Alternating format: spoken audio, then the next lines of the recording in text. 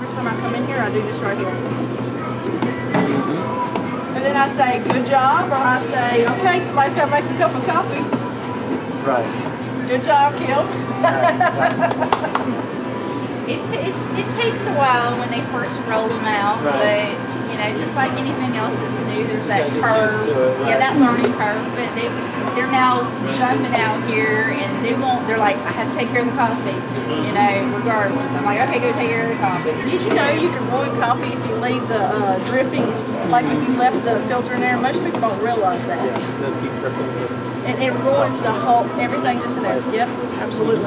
Or if you start pouring the coffee before it's full and it gets a chance to actually mix, the best cup. We send it through training class. We do. And then we enforce it. So every time do you see what I say? Streaking on there?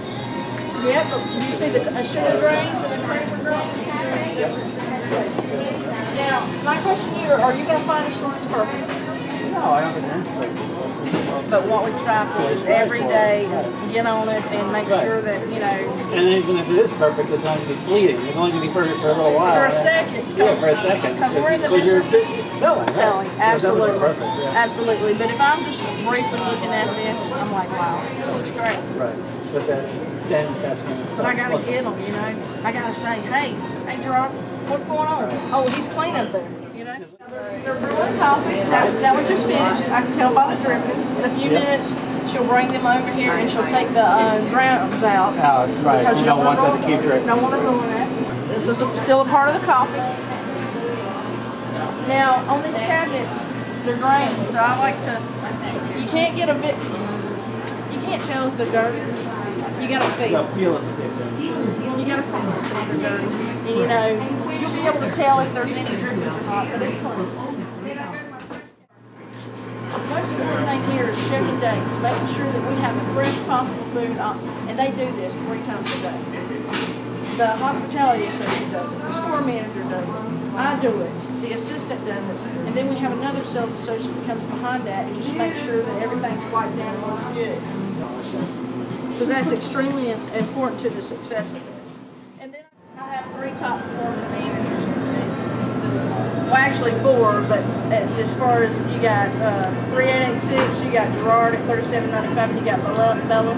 Christine's going to be great, but she's still learning the ropes, but they know what I expect. So if I catch something, I like it. Looking at the food, what? Your carrots? Would you eat those carrots? Okay. Well, we got 5 of them. I got you on one. All right. I got you on one. Okay.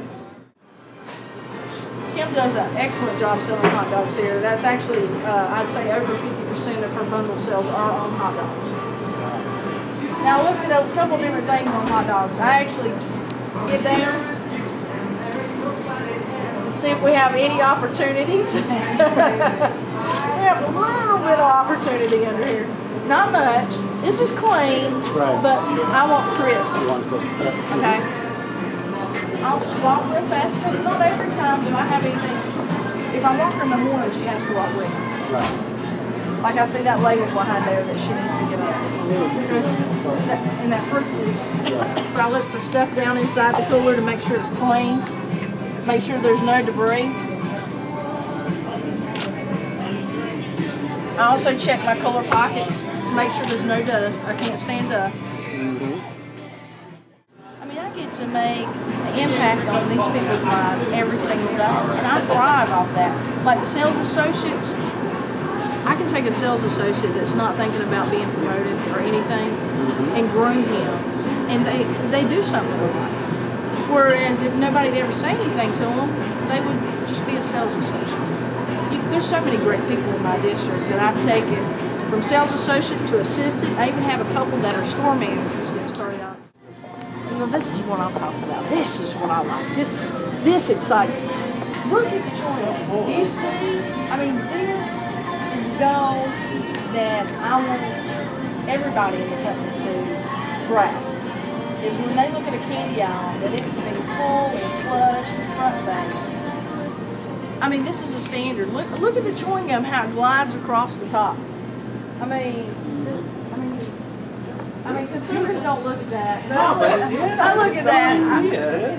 I mean, the guests, you know, as long as we got it, they're happy. But to me, that's what represents fresh, free, and clean. We got it full. It's in stock, which is full, and clean and crisp. It makes it fast, friendly, clean. The bathrooms. If the bathrooms are not clean, I'm not coming back to your store. Plain and simple.